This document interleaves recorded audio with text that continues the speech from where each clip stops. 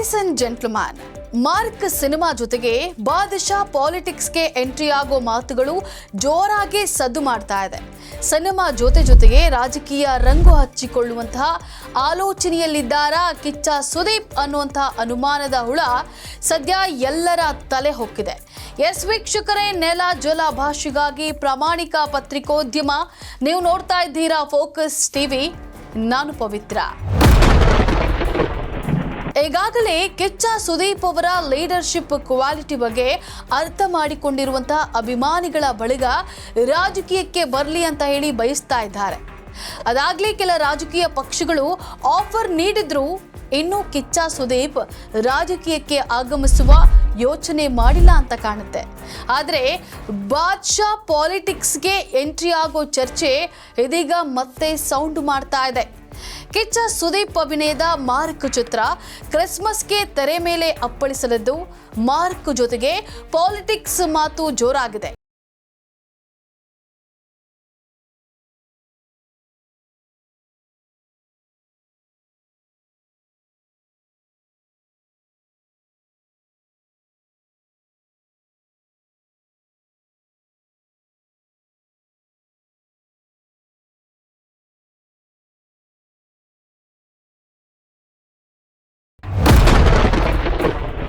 ಬಾದ್ಶಾ ಕಿಚ್ಚ ಸುದೀಪ್ ಅವರನ್ನ ಹಲವು ಬಾರಿ ರಾಜಕೀಯಕ್ಕೆ ಬರ್ತೀರಾ ಅಂತ ಹೇಳಿ ಪ್ರಶ್ನಿಸೋದಾಗ್ಲಿಲ್ಲ.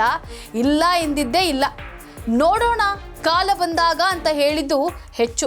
ಈಗಲೂ ಕೂಡ ಮಾರ್ಕ್ ಚಿತ್ರದ ಸಂದರ್ಶನವೊಂದರಲ್ಲಿ ರಾಜಕೀಯ ಎಂಟ್ರಿ ಬಗ್ಗೆ ಪ್ರಶ್ನೆ ಬಂದಿದ್ದು, ಸದ್ಯಕ್ಕಂತೂ ಇಂಡಸ್ಟ್ರಿಯಲ್ಲಿ ನನ್ನ ಬೇಡಿಕೆ ಇದೆ, ಸಿನಿಮಾ ಬಿಟ್ಟು ಬೇರೆ ಯಾವುದರ ಮೇಲೂ ಕೂಡ ಒಲವಿಲ್ಲ, ಎರಡು ದೋಣಿ ಮೇಲೆ ಕಾಲಿಡೋದಿಲ್ಲ ಅಂತ ಹೇಳಿದ್ದು, ಬರೋ ಟೈಮ್ಗೆ ಬರ್ತೀವಿ ಅಂತ ಹೇಳಿ ಸಣ್ಣ ಕ್ಲೂ ಕೊಟ್ಟಿದ್ದಾರೆ.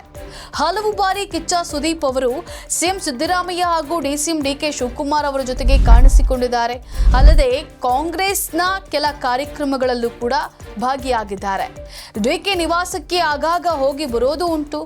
ಡಿಕೆ ಮತ್ತು ಕಿಚ್ಚನ ನಡುವೆ ಒಳ್ಳೆಯ ಬಾಂಧವ್ಯವಿದ್ದು, ಮುಂದಿನ ದಿನಗಳಲ್ಲಿ ಕಾಂಗ್ರೆಸ್ ಪಕ್ಷದಿಂದಲೇ ರಾಜಕೀಯ ಜೀವನ ಆರಂಭಿಸಿದ್ರೂ ಆಶ್ಚರ್ಯವಿಲ್ಲ.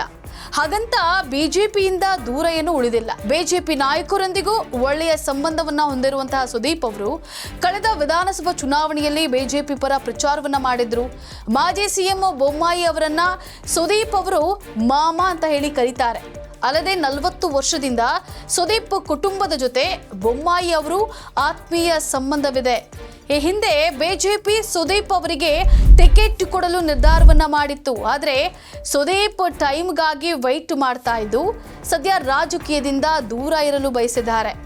ಇನ್ನು ಅದಾಗಲೇ ದರ್ಶನ್ ಜೈಲಿನಿಂದ ಹೊರಬಂದ ಮೇಲೆ ರಾಜಕೀಯಕ್ಕೆ ಧುಮುಕ್ತಾರೆ ಅನ್ನುವಂತಹ ಮಾತು ಕೇಳಿ ಬರ್ತಾ ಇದೆ. ದಚ್ಚು ಪಾಲಿಟಿಕ್ಸ್ಗೆ ಬಂದ್ರೆ ಕಿಚ್ಚ ಕೂಡ ರಾಜಕೀಯ ಪಡಸಾಲೆಗೆ ಪ್ರವೇಶಿಸುವಂತಹ ಸಾಧ್ಯತೆ ಇದೆ. ಹಾಗೇನಾದ್ರೂ ಆದ್ರೆ ಸುದೀಪ್ ಮತ್ತು ದರ್ಶನ್ ನಡುವಿನ ಫೈಟ್ ವಿಧಾನಸಭೆ ಅಂಗಳಕ್ಕೆ ಶಿಫ್ಟ್ ಆಗೋದಂತೂ ಪಕ್ಕಾ ಆಗಿದೆ. ಇನ್ನು ಬಿಗ್ ಬಾಸ್ 12 ಸೀಸನ್ಗಳಲ್ಲಿ ಪಂಚಾಯಿತಿ ನಡೆಸುತ್ತಿರುವಂತಹ ಸುದೀಪ್ ಅವರ ನಾಯಕತ್ವದ ಬಗ್ಗೆ ಪ್ರತಿಯೊಬ್ಬ ಕನ್ನಡಿಗನಿಗೂ ಗೊತ್ತಿದೆ. ರಾಜ್ಯ ನಡೆಸುವ ನಾಯಕನಿಗೆ ಸುದೀಪ್ ಅವರಲ್ಲಿರುವಂತಹ ಗುಣಗಳು ಬಹಳ ಇಷ್ಟವಾಗೋದ್ರ ಜೊತೆಗೆ ನ್ಯಾಯಯುತವಾಗಿ ಸರ್ಕಾರ ನಡೆಸಬಹುದು ಅಂತ ಹೇಳಿ ಜನ ನಂಬಿದ್ದಾರೆ. ಸುದೀಪ್ ರಾಜಕೀಯ ಜೀವನವನ್ನ ನೋಡಲು ಕೆಲವು ವರ್ಷ ಕಾಯಬೇಕಾಗಿದ್ದು, ಸಿನಿಮಾ ಜರ್ನಿಗೆ ಬ್ರೇಕ್ ಬಿದ್ದ ಬಳಿಕ ರಾಜಕೀಯ ಶುರುವಾಗುತ್ತಾ ಅನ್ನೋದನ್ನ ಕಾದು ನೋಡಬೇಕಿದೆ. ಇದಾಗಿತ್ತು ಫೋಕಸ್ನ ಸ್ಪೆಷಲ್ ರಿಪೋರ್ಟ್.